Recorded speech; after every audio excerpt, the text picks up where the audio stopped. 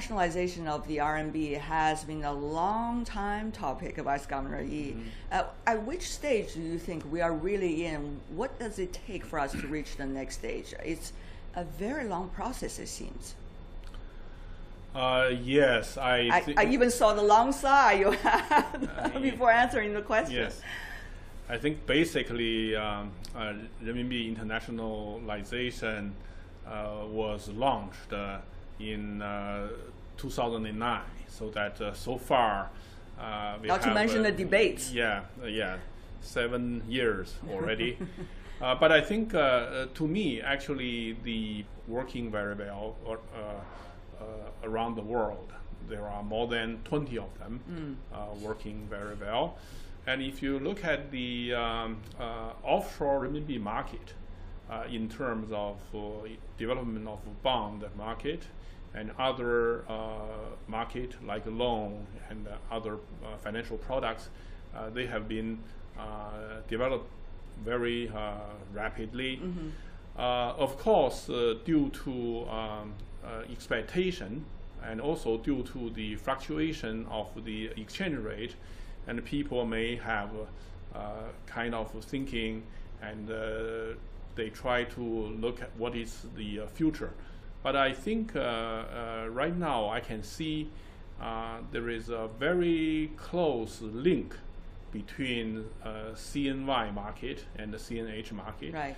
CNY is the onshore market, and the CNH is the offshore. So that if you look at the exchange rate, and also if you look at the cross-border payment, they have been very active. Right. The CNH and CNY exchange rate has been much closer, which means that the competitiveness of the market getting much better. Right. Having explained all of these technical details, let me ask you this, Vice Governor Yi. The internationalization of the RMB has been regarded as one of the forefront of China's own financial reform and China's overall financial reform coming to be more internationalized. During this process, many say the process has been slow, and yet many also say this is already the fastest reform that we've got over the past few years. What do you make of these two kinds of comments? I think the progress has been made is much faster than I originally expected. I have a few points. First point is that renminbi internationalization is a market-driven process. And as a central bank, I work for central bank for 20 years. And our attitude is basically provide an equal playing ground for all currencies, renminbi, US dollar, euro, and etc. And even for local currencies with our neighboring countries, it's also within the list. So that we not really promoting one currency and against the other currencies. Basically, we want to create an equal playing ground for all the currencies and let the market choose which currency they use. Like enterprise, import and export, financial institutions, they do deposit and loans. And they choose renminbi, it's fine. They choose US dollar, it's fine. That's our intention. And basically, we want to facilitate the market demand. And we remove the previous barriers for renminbi cannot use for overseas restriction. And we removed those restrictions, so make renminbi have an equal footing with other convertible currencies. That's our philosophy, and that's our policy principle. What do you think some of the experiences and even lessons coming from China's process of internationalizing the RMB could help the other sectors of the Chinese economy? I'm not here to let you preach, but rather to help us to understand better how will the other sectors and areas be able to draw upon so that they can also pace up their own reform on a steady basis? That's a very good question. That's a very good question. I give you an example.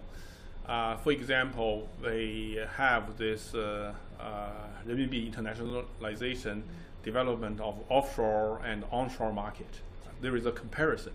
That itself, this openness itself, that stimulate the reform domestic market. For example, you just mentioned the SDR bond issued by World Bank. And actually this event itself, it's a tremendous push and the examination to see how much progress we have been made for the domestic market. Because in order to it's a test. It's a test. In order to make the World Bank issuing bond in domestic interbank market onshore, so that that is an openness question. That is a capital account convertibility question. That means that you allow the foreign issuers to raise money in China. And also you allow the domestic investor to invest in 5 currency basket, which is SDR, right? So that's a tremendous breakout of the restrictions, policy restrictions in the past. And that's the first part. That means it's opening up. The opening up itself stimulates the domestic reform. The second point is that this event is an examination and a check to see how well the domestic financial infrastructure prepared. In order to make this transaction operating smoothly, you need opening an account. You need clearance and settle. Absolutely. You need custodial bank, and also you need a secondary market, and so on and so forth. You see, those who grew up in China, they know that in every procedure, every step, it could be very difficult. It was a central planned economy, by the way. Yeah, it was a centrally planned economy in the past. Like for example, just opening an account for foreign institution, opening an account in China bank, this is a very simple event, but it could be very difficult and make you go to there several times. So Vice Governor, and at this moment, are you nervous? Because we are only a few days into the SDR bond issuing, and the system seems to still being checked and tested at the moment. I can assure you that all the check and test are happening before the issuance. So that in the past year, almost 10 months, we have been working very hard to prepare every step, like opening account, settlement, custodial, secondary market trading. Which used to be your biggest concern? So far, I think we worked out every step so that make all the transactions from the beginning to the end to be smooth. And my third point is that this is not only a check and examination of your financial infrastructure, but also it's a check and examination of our supervision ability. Like a central bank, we have monetary authority, right, and also we have CBRC, we have banking regulatory authority, and security market, and so on and so forth. For the supervision authority, and are we ready for this kind of event? And I think in the past year, we also modify the supervision regulation in order to support this kind of activity. Basically, it looks like a small event, but it's an opening up event.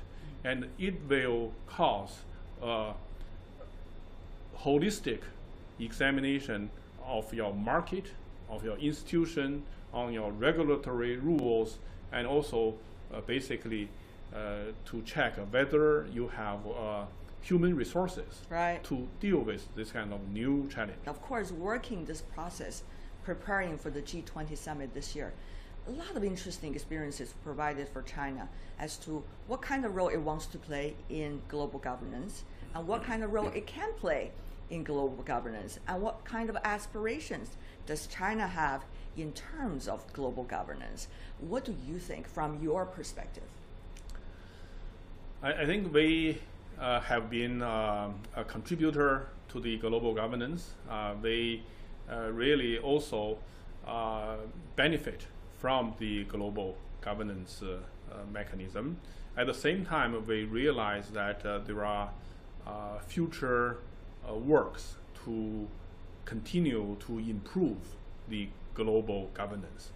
And our thought is that we will be actively participate the global governance structure, such as the World Bank, IMF, WTO, and also BIS, the FSB.